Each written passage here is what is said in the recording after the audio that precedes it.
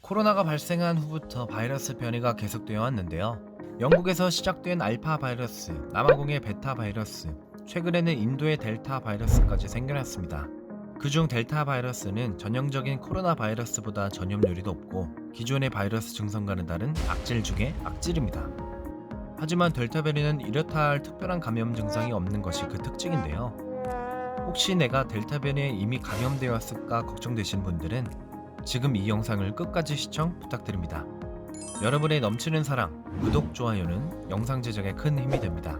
꼭 부탁드리겠습니다. 사랑합니다. 안녕하세요. 우리 모두의 건강을 위한 모두의 면역력입니다. 지금까지 밝혀진 코로나 바이러스 변이 중에 가장 전염력이 높고 현재까지도 확산 중인 델타 변이에 대해서 낱낱이 파헤쳐보는 시간을 갖도록 하겠습니다. 델타 변이는 과연 무엇일까요? 델타 변이는 2020년 12월 인도에서 처음 발견한 코로나 변이 바이러스인데요. 21년 4월부터 인도의 코로나 확진자를 대폭 증가시켰고 그 이후로 WHO 세계보건기구에 의하면 전 세계 80여 개국에서 델타 변이가 발견되고 있다고 합니다. 한화의 일화로 지난 6월 영국 정부는 전체 인구수의 60% 이상이 1차 백신 접종을 마쳐서 6월 21일 바이러스와의 자유의 날을 선포할 예정이었지만 델타 변이의 확산으로 인해 하루 확진자가 8,000명에 이르렀고 델타 변이의 진원지인 인도는 지금까지도 하루 7만 명가량 확진자가 발생하고 있다고 합니다. 델타 변이가 전염성이 강하며 백신을 맞더라도 코로나에 감염될 가능성이 높다는 발표가 있는데요. 미국은 델타 변이를 슈퍼 전염 변종이라고 말했으며 세계보건기구에서도 각별한 관심을 가지고 있는 변이 바이러스입니다. 하지만 치사율이 높다고 발표는 되어 있지만 이에 반하는 또 다른 의견이 있는데요.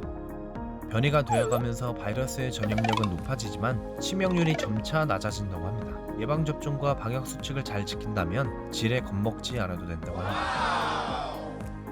이렇다 하는 정확한 답은 없지만 우리의 건강을 위해 예방접종과 철저한 방역수칙을 지켜야 한다고 생각이 드네요. 두 번째, 그렇다면 이처럼 무시무시한 델타 변이에 감염된다면 어떤 증상이 나타날까요?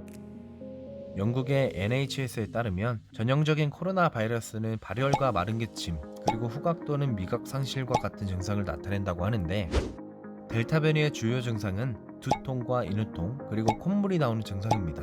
킹스 컬리지 런던의 팀 스펙터 교수는 델타 변이가 그냥 심한 감기처럼 느껴질 수 있다라고 했으며 무심히 지나칠 수 있다고 합니다.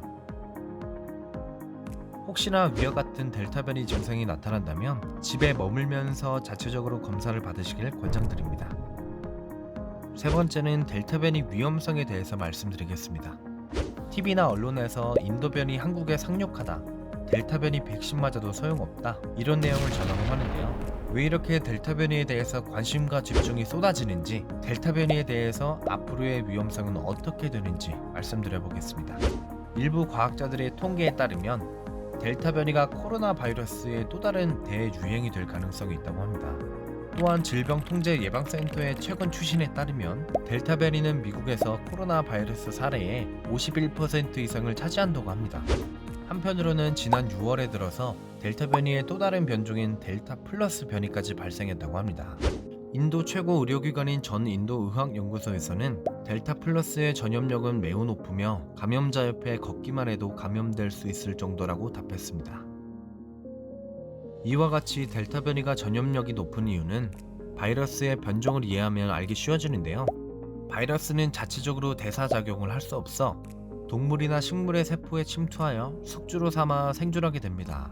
그 후에는 숙주의 환경에 맞춰서 바이러스 본인의 유전 물질을 끊임없이 복제하거나 증식하게 되는데요.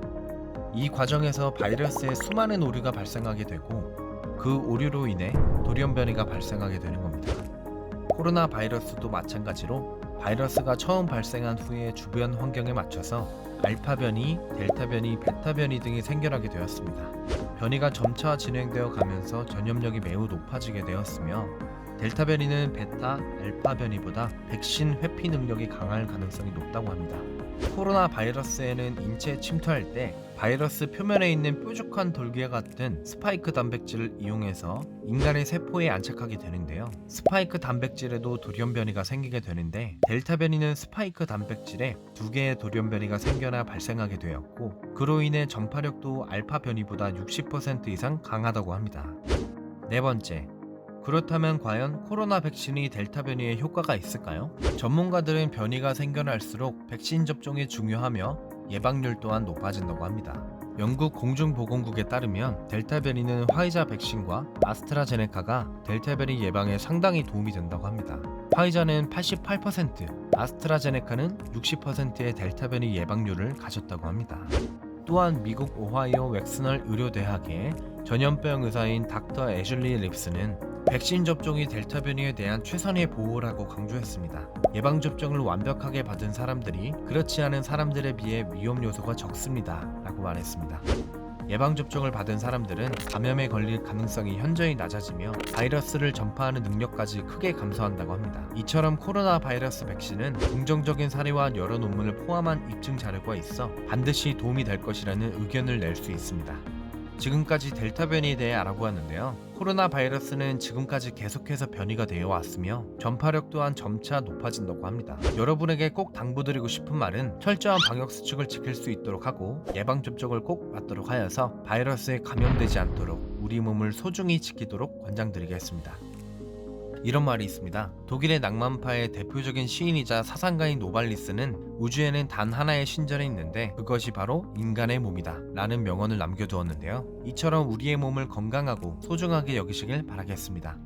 이번 영상이 도움이 되었다면 구독과 좋아요, 알람 설정 꼭 부탁드리며 여러분의 뜨거운 관심은 영상 제작에 많은 도움이 됩니다. 다음에도 우리 모두의 건강을 위한 여러가지 유익한 영상으로 찾아뵙겠습니다. 영상을 시청하시는 여러분들에게 조금이나마 건강 개선에 도움이 되었으면 좋겠습니다. 항상 건강 유의하시고 오늘도 가장 행복한 하루 보내시길 바라겠습니다. 감사합니다.